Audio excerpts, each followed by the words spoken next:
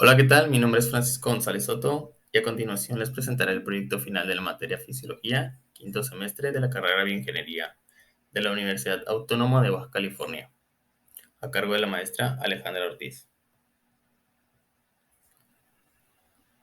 Nuestro equipo está compuesto por Nickel Gaynor Soto en investigación, León Murillo en desarrollo y Carlos Sigal en planeación. Su servidor Francisco González en diseño experimental. Los dolores de espalda son un padecimiento que en la actualidad se han incrementado en gran medida, tanto por causas de mala postura, ya sea por cargar objetos pesados y padecimientos patológicos, sin mencionar efectos externos como podrían ser la edad y los hábitos de cada persona. Un ejemplo súper claro de esto pues podría ser las clases en línea, en las cuales les pasamos muchísimas horas sentados, a veces en mala postura o en sillas que no permiten el correcto descanso de la columna. Gracias a todos estos factores, pues esta columna pues, se vuelve más débil, provocando de misma manera que los discos reciban un daño. Estos se encargan de amortiguar y minimizar la fricción entre los huesos. Por esta razón se propone el implante intervertebral, el cual será encargado de asemejar la función que tienen estos y pues gracias a los materiales que se seleccionaron promover el desarrollo del organismo sin producir una reacción.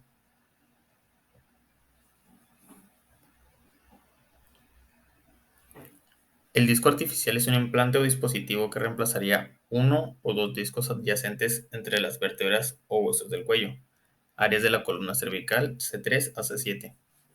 El implante pues está hecho de placas terminales de plástico y un núcleo de cerámica.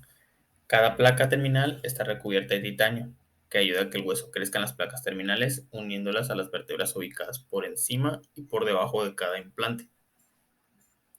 El disco artificial cervical podría pues estabilizar la columna de cierta manera que puedan ser extraídos dos discos adyacentes dañados o enfermos. En la página de FDA podemos encontrar versiones de este tipo de discos, implantes, pero estos nada más pueden ser utilizados en un solo disco dañado o enfermo, utilizando diferentes biomateriales. ¿Cómo es que funcionan estos discos? Pues como ya mencioné, el implante reemplazaría un disco dañado o enfermo en el cuello. Este está destinado a aliviar el dolor y permitir el movimiento en todas las direcciones. Pero ¿cuáles serían todas esas direcciones? En teoría, la combinación de los biomateriales nos permitiría el movimiento natural de la columna, que serían movimientos de flexión y extensión, flexión lateral y rotación axial hasta 12 grados. ¿Cómo se realiza el implante?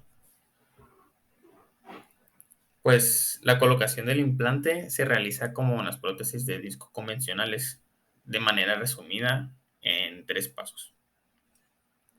El paso uno sería, como podemos ver en la imagen, el dimensionamiento del disco determinando la huella y la altura del espacio de cada disco.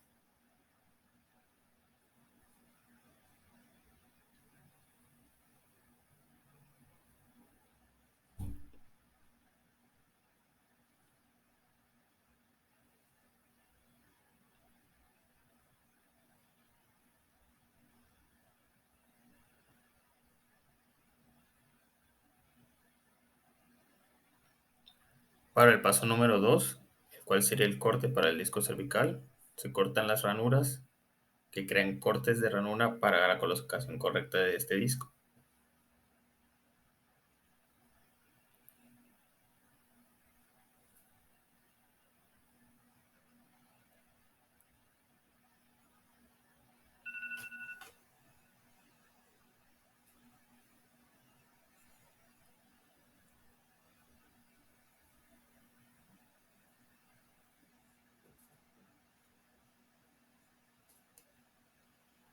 Y por último, en el paso número 3, tendremos la colocación del disco cervical, el cual pues, nada más se coloca el disco en la inserción, colocándolo hasta el final.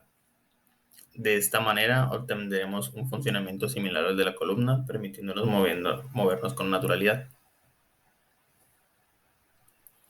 El titanio es uno de los metales más compatibles con el cuerpo humano, debido a que pues, es un elemento bioinerte. Además de sus propiedades tales como dureza y resistencia, pues lo hacen el material más ideal con una gran variedad de aplicaciones biomédicas. Los materiales inertes, como ya sabemos, son aquellos que se unen química o biológicamente con el tejido. Por lo tanto, el organismo no las puede absorber y por consiguiente, pues no produce ninguna alergia ni reacción secundaria. Son totalmente biocompatibles y resistentes a la corrosión y no son tóxicos como podrían ser algunos otros ejemplos como alúmina o circonia, que son pues cerámicas. En ocasiones, esta combinación de biomateriales se utiliza cuando algún órgano o tejido sufre alguna enfermedad o condición que da un mal funcionamiento y degeneración de estructura o pérdida de miembros, fracturas, etc. Dentro de las clasificaciones para poder entrar en vigor estos dispositivos, podemos encontrarlos en el panel 808 de Orthopedic, en la subparte 3080 Invertebral Body Function Device de la clase 2 del material de injerto óseo, en lo que vendría siendo las pruebas de la FDA para hacerlo un material totalmente biocompatible.